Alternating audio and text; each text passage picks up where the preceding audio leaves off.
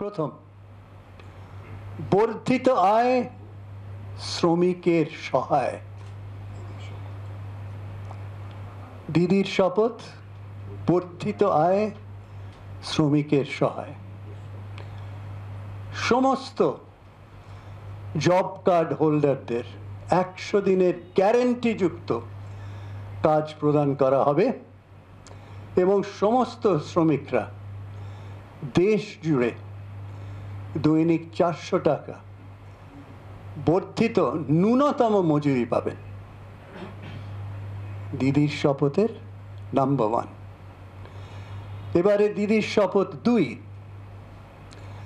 দেশ জুড়ে বাড়ি হবে সবারই।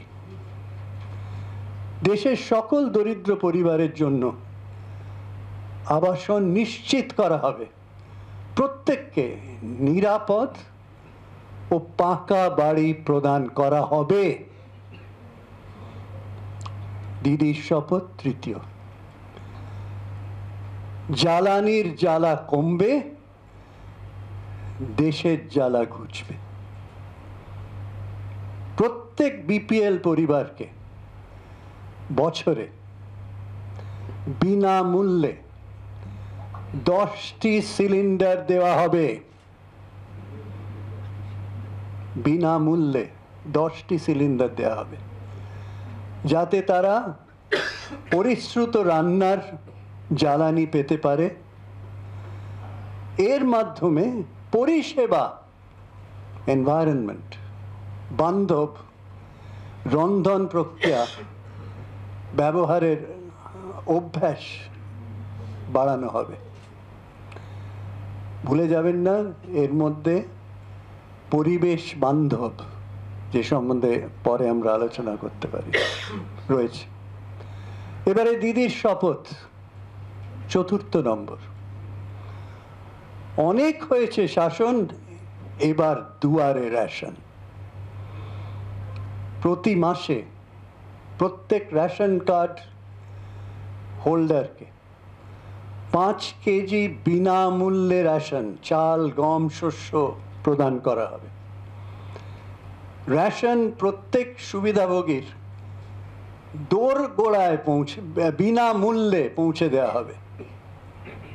টু দ্য ডোর স্টেপ, দোরগোড়ায় বিনামূল্যে পৌঁছে দেওয়া হবে। দিদির শপথ 5, আমাদের অঙ্গীকার নিরাপত্তা বাড়বে সবার। আমাদের অঙ্গীকার নিরাপত্তা বাড়বে সবার। প্রান্তিক জনগোষ্ঠীর যুবকদের উন্নতির স্বার্থে অন্যান্য অনগ্রসর শ্রেণী, তপশিলি জাতি ও তপশিলি উপজাতিভুক্তদের জন্য উচ্চশিক্ষা বৃত্তি বাড়ানো হবে। উচ্চশিক্ষা বৃত্তি বাড়ানো হবে। ভারতের 60 বছরের বেশি বয়স্ক ব্যক্তিদের জন্য বিদ্যমান বার্ধক্য ভাতা বৃদ্ধি করে প্রতি মাসে 1000 টাকা বার্ষিক, যেটা বার্ষিক 12,000 টাকা করা হবে। দিদির শপথ 6 নম্বর, বর্ধিত আয় নিশ্চিত। এবার ফুটবে হাসি অন্নদাতার।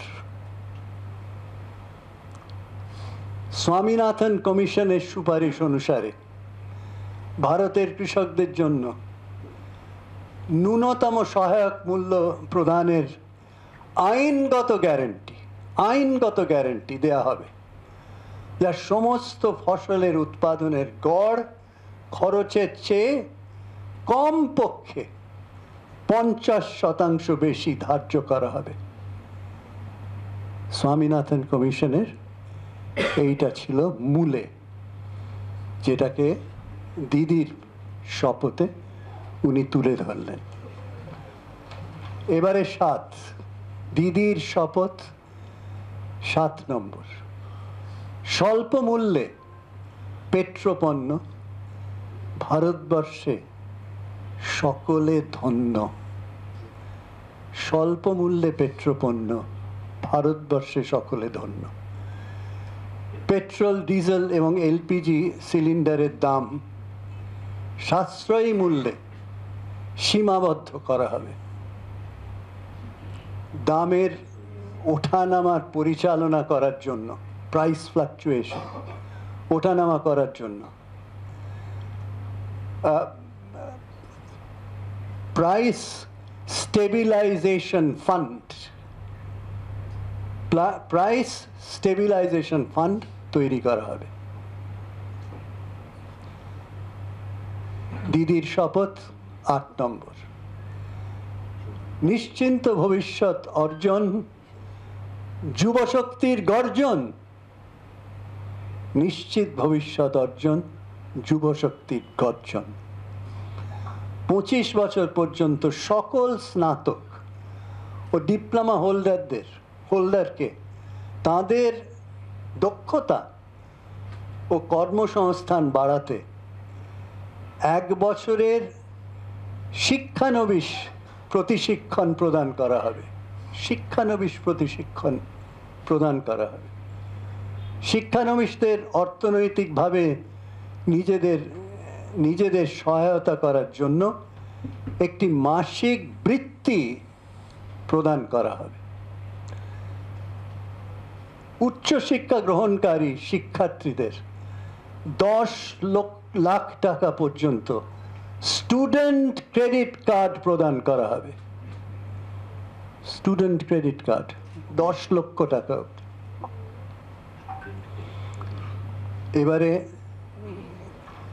দিদির শপথ 9 নম্বর, স্বচ্ছ আইন, স্বাধীন ভারত।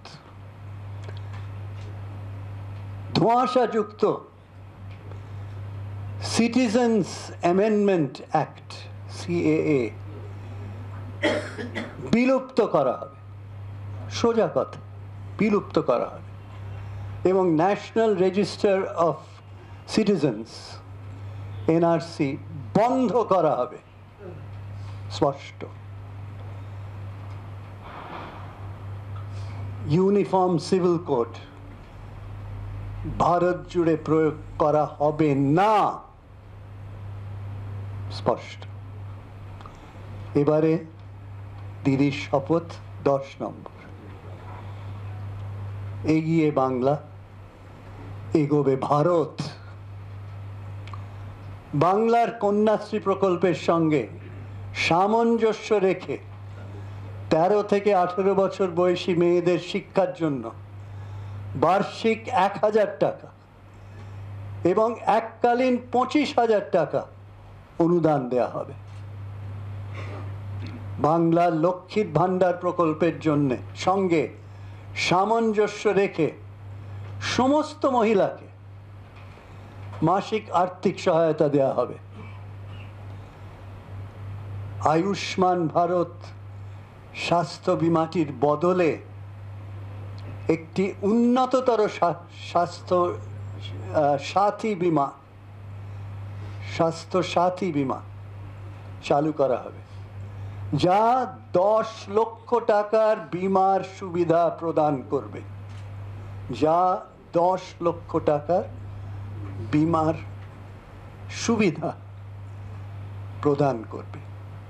এই হলো দিদির 10টি শপথ, যে এই ম্যানিফেস্টো বা ইস্তাহার যে আপনাদের সামনে রাখা হয়েছে তার মূলে রয়েছে। ধন্যবাদ। ডক্টর মিত্র, আপনাদের কাছে দিদির শপথ, 10টি শপথ, সেই 10টি শপথ কি কি সে কথা বললেন। আমরা প্রথমেই বলি যে তৃণমূল কংগ্রেস ইন্ডিয়া জোটের সঙ্গে কেন্দ্রীয় সরকার গঠন করা মাত্রই এই সব প্রতিশ্রুতিগুলি পূরণে প্রতিজ্ঞাবদ্ধ থাকবে। আবারও বলি, আমি পুনর্বার বলছি, তৃণমূল কংগ্রেস ইন্ডিয়া জোটের সঙ্গে কেন্দ্রীয় সরকার গঠন করা মাত্রই এই সব প্রতিশ্রুতিগুলি পূরণে প্রতিজ্ঞাবদ্ধ থাকবে। 10টি শপথ, দিদির 10টি শপথ আপনারা শুনলেন, যা আমাদের ইস্তাহারে আছে। আমরা এখন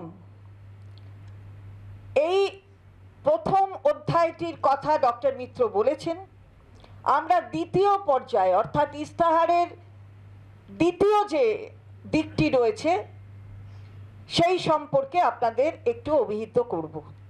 এই 10টি শপথকে কেন্দ্র করে 15টি অধ্যায় আছে। সেই 15টি অধ্যায় আপনাদের সামনে আমি একটু তুলে ধরতে চাই। প্রথম হলো নিশ্চিত সুশাসন, বাংলার উন্নয়ন। দ্বিতীয় হলো আর্থিক শ্রীবৃদ্ধি, সামাজিক সমৃদ্ধি। তৃতীয় হলো শিল্পায়নের জোয়ার, উন্নয়ন সবার। চতুর্থ, অধিক উৎপাদন, কৃষকের উন্নয়ন সাধন। পঞ্চম হলো শিক্ষার অগ্রগতি, সমাজের প্রগতি। ষষ্ঠ, সুস্বাস্থ্যের অঙ্গীকার, সুস্থ বাংলা সবার। সপ্তম, পরিকাঠামোয় উন্নতি, দৈনন্দিন জীবনে অগ্রগতি। অষ্টম হলো জাতীয় সুরক্ষায় আমরাই করব জয়। নবম, স্বাবলম্বী নারী, জয় জয়কার তারি।